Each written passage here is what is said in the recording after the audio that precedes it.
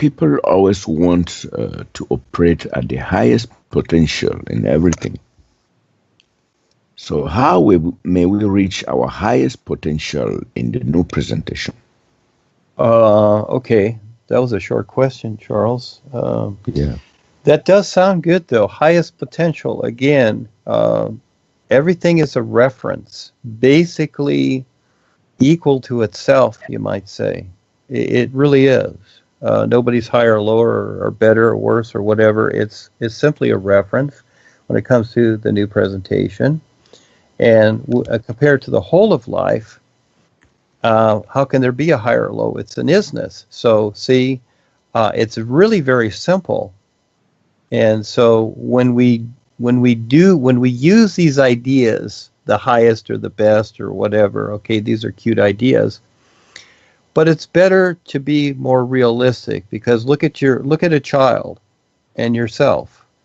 Okay, is there a comparison? Well, there is body size, but realistically, and a butterfly and a bird, everything has awareness. Anything that is mobile and assimilates life, because it's a simulation here, has awareness. And there are flying rocks, too. Sometimes you'll see one go by.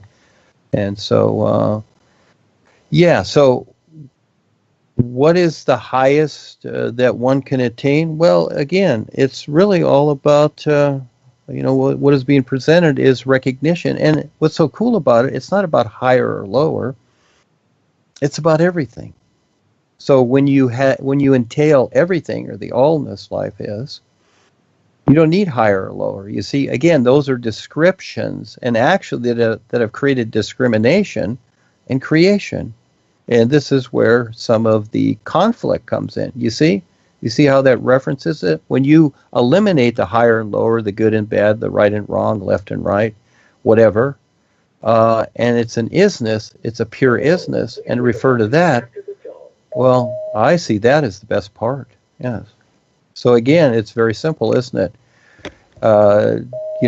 The new presentation, what I call the new presentation, is what I've presented as the books and everything, etc. It's a presentation, and it refers to the isness, and each person decides how they're going to relate to the purity life is. There you go. Yeah, Dan, okay. So there is everyone is already aware. It's only a matter of recognition. Okay.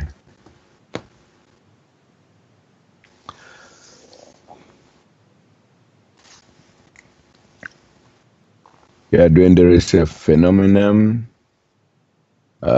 which I have noticed, and I don't know whether others have noticed it too, or can imagine it. The struggle to stay conscious after knowing the is and being in it to some degree. So it would appear that after embracing the new knowledge life is, there is a big struggle to stay conscious. It seems one is totally blank until a situation crops up that requires an answer or an analysis. So when you take stock of this, it would appear that you are losing your mind.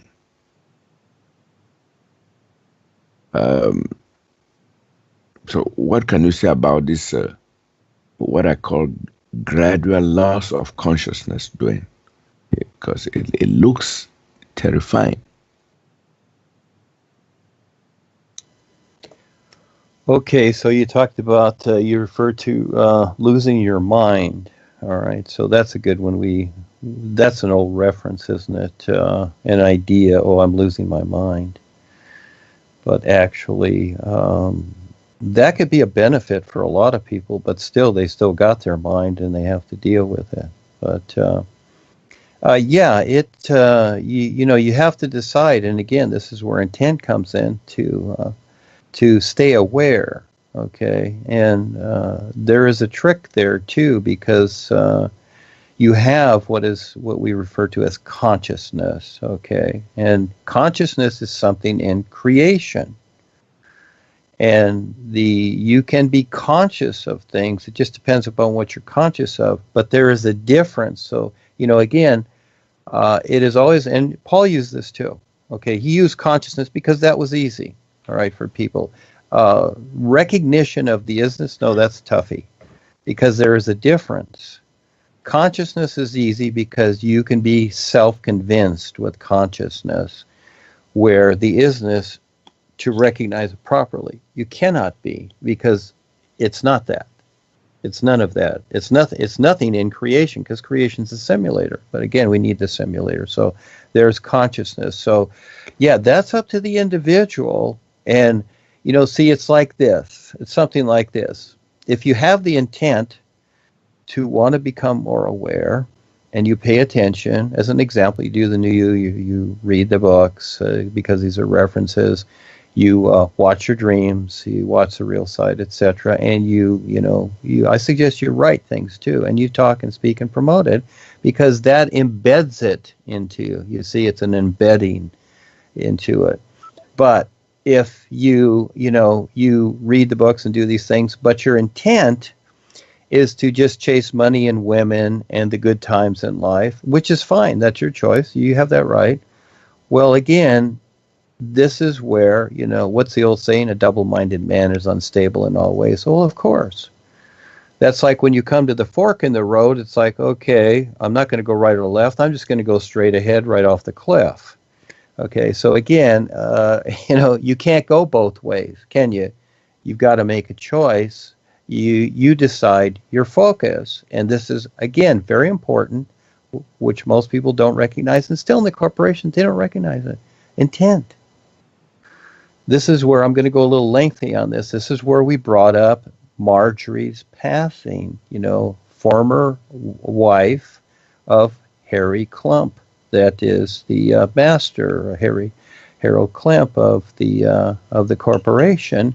She made a deal, and see what she doesn't recognize. And with the experiences people have, we've already done one radio show. We're going to do more. Is that she didn't recognize her intent with this. So when she went to the real side, she was screwed. The reptilians took her away. Absolutely. Elbow to elbow. She was locked elbow. She was rubbing elbows with the reptilians the whole time, and ruined a lot of other people. So it's very important, yes, to recognize your intent wholeheartedly, etc. And it doesn't mean that you can't have a wife and children and love them. No. And you, of course, that's your family, whatever. You make sense of things. And we've all had, as an example, we've had families for lifetimes. And it's great, but the reality is, because of the emotional attachments that have been decided and created, well, it brings you back here unconsciously, and you got to struggle through it again. So what has real value? No one's going to determine that, not even life. That's your decision, because it's your journey. So yes, to maintain some type of consciousness here in creation, because that's where it is. And the best I would say that a person can do is to really intently learn to recognize their real awareness and work on that, because that will help the individual. But if they just relate to ideas in the consciousness, it's not going to do it, because they're just going to hop from one to the other, and for the most part, they're going to collect a lot of ideas, information, but it's just going to confuse them. Some are going to contradict others, and it's going to be very interesting to talk about. But guess what? You haven't connected with your real awareness and the real guides and the real universes in a realistic fashion. They can be there for you, of course they are, but you have to do that on your own. But yes, it is kind of a trick. It's like a juggler. You've got to juggle things, and I see that. I see all the variables, and there's always more that are unseen. And so this is just how it is. And as things are created, especially in creation, you look at the indigenous people, they live like the Amazon people today, and the Aborigines, whatever. They live a very simple life. You look at the lifestyle that we live, it's basically nuts, complicated, destroys everything, is infected, and we're infected, etc. It's nuts. It's really nuts. None of it makes sense at all. And we're watching the natural environment being destroyed. So yeah, the individuals here have a lot to deal with in consciousness. But again, what helps a lot, and again, it depends upon the intent of the individual, with their real awareness and recognizing their isness. And so I wanted to add one thing too, and that is because you mentioned higher or bigger, or better, or whatever, these references. Okay, this is how you get, you might say, bigger in your stature and awareness with the whole of life.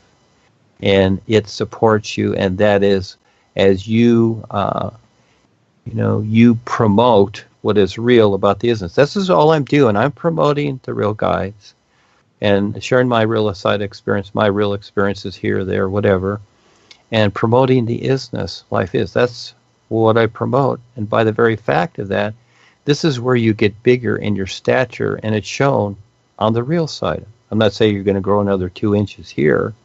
If you're taking drugs, you'll probably shrink because it's dissolving your body. And the very fact of supporting others who are, sharing and promoting what the isness is doing. And this is what I do. I put everybody before me. It's kind of like a father with the children. The parents, you might say they'll sacrifice themselves before the children. And that is they're constantly promoting them. So in their stature, they're bigger. But if a person is only interested in himself, then they shrink. And this is what's happened to Harry. Because he's only interested in himself, he's like a little tiny bug in a vast darkness. And anybody can see him there if you want to, but it's really boring. I've seen him many times, and I've had to deal with him. And, it's not worth it. But because it's all about him, he's the king. And see, with this is the opposite. There is no me. It's the isness. I put the isness life is first, and those that sincerely step up, I support them. And the boys support them. And this is how they get bigger on the real side. This is where sometimes you'll see the boys in their true stature. They're 30, 50, 100 feet high, 1,000 feet high, like the true silent ones, 10,000 feet high, etc. And beyond that, it's because they support the promotion of this true reality and others that have stepped up. You see, that becomes the difference. That's where you might say you grow in your stature. That's what's important, not the ideas of initiations and all this funny stuff we've gone through. Fine, it was good in its day. But again, along the lines of the consciousness, etc., and that's how you become more aware too, because everything equals itself. So yes, I see that. That's why I write, I speak, I'm here all the time. We're doing at least 3, if not 4 Skypes or whatever. I do in my business stuff too, that it's along the lines of the natural environment. I do this every day. I'm so grateful, and I'm so glad and privileged to be able to do it, and it's not about me getting bigger or anything. It's just about this. This is what life is. And so within consciousness here, within what we call consciousness, and we're part of a group consciousness here on the earth and in creation. And so we're agreeable to that. And we have tap lines. We all have to deal with that, and some more than others or whatever. And it's okay. You manage them. Just like you manage your life and the difficulties, and you have to do your income taxes and whatever. You manage these tap lines and these difficulties. But you don't have to suck them in like the corporations, like the corporation does as an example, where everybody's getting cancer, etc., because of it. And a good example, that's why I asked Sandy and Claudia as witnesses, and others can do it too. Look on the real side. Look, many people think highly of Marjorie Clam. I knew her personally. And the thing is that, but her intent was with the control of Harry and Joni, and she made the deal. And so she walked right into the mafia reptilians, and but she didn't see it from this side. It looked good, but when she went to the real side, I asked Claudie to go over there and just, as an example, see what you're experiencing and then share your experiences. Well, I asked her to ask Marjorie. The first question was, ask her, does she know where she's at? And she didn't. She looked all around. She couldn't figure it out. And she had some light around her, but it was the light of knowledge, and it soon went away because she forgot real fast. So yes, Charles, it is suggested that's why they put soldiers through boot camp, because to get them embedded with being a soldier and get the mommy idea out of them, where they had all that fine home cooking and a nice warm bed that mama made all the time, etc., to get them into being the soldier. So, the same is here. Each individual decides how involved they're going to be, and it starts with the consciousness of the five bodies and being aware and paying attention. So that's up to each person. All we can do is provide the new presentation. Yes, thank you for asking, Charles. Yeah, Duane, and that was really a serious explanation. Yeah, this what I'm referring to as the loss of consciousness, because at times it seems one is just blank, and then you ask yourself, but what is happening? It's like an emptying of the mind is taking place, an emptying of the mind, and then we have been mind-based and literally based for the longest time. So when you realize that you seem to be blank, you seem to know nothing, so you at times you become terrified about what is happening with me. So there's some shifts. There's some subtle something taking place underneath, and I want to think there's the gradual loss of or the chipping away of what we have known, and to replace it with what is real now. So I don't know whether this explanation is in place. Yeah, no, it's very fine, Charles, and everybody, the old St. Paul brought it up, was, as we go through things, and it's called the dark night of soul or whatever, but no, it's not always that, and it's not that it even is that. Again, everybody goes through their experiences, but the blankness, okay, we'll just go with that for now. Okay, so again, at times you feel at a loss or whatever, but it's time to look at something else besides just the ideas that you carry around. And so, and it's good for a person to take a look. It's kind of like your car, and this is especially like pilots in airplanes. Their systems on a daily basis, or every flight, or at the end of every flight, they're checked. They don't just take it for granted like, oh, it's going to fly again and we got gas or whatever. No, everything is thoroughly checked, all the systems. And do people do that with themselves? No. They just go buy their Starbucks coffee, walk down the street and listen to their music and text on their cell phone, and it's like life is good. They don't really check their systems, and because they don't realize that they have five bodies and a whole lot taking place and what they're being affected by, etc. So they just take it for granted. So yeah, it's a lot to look at, and so that blankness actually is an opportunity, and so I look forward to it. I do. I practice for the personal self. Okay, I've got to practice for the personal self, just like I did surfing or riding my bike or anything, or my construction. I practice constantly with the personal self to constantly remind it, because what's interesting is I look at the personal self, and I'm at this age now. I tell people I'm 90, so they say, "Oh, you look young for 90," which I'm really 70. So. but it's nothing to do with that. That's just some humor. But the idea is that I look at the personal self and I see that it doesn't remember things. It's just funny little things. I can remember a lot of things, even past lives, whatever, and all these other experiences. But when it comes to, oh, gee, where did I put my sunglasses? Or, I'll be walking around the room. It's like, okay, where did I set my spoon down? These are these funny little things. But I compare that to being now. That's the difference. And this can help a lot of people. I've told them before. A lot of people have insomnia. They can't get to sleep because their mind keeps going. Well, I tell people that there's no such thing as insomnia. You just simply be now, because it's just the mind running on. And then doctors have put a clinical name on it that sounds really scary. But I'm referring to that blankness, and that's because life always is. Life is always on. It never goes off. And so the blankness that we're experiencing, I'm just going to guess from what you're saying, is that because the personal mind at some point doesn't know what to latch on to.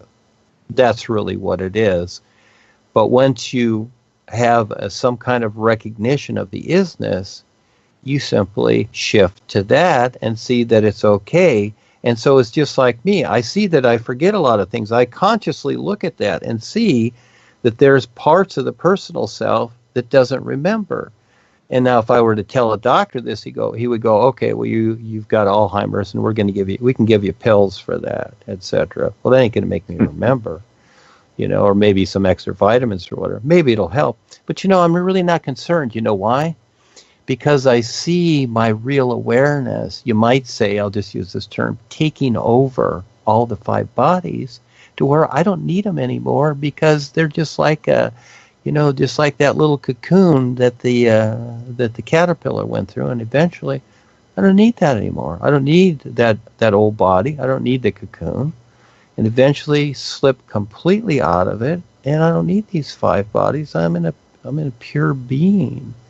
And see, that's all about your awareness. So anything possible, and guess what? Everything already is. That's the best part. So, yeah, you can dream it, but it already is and isn't.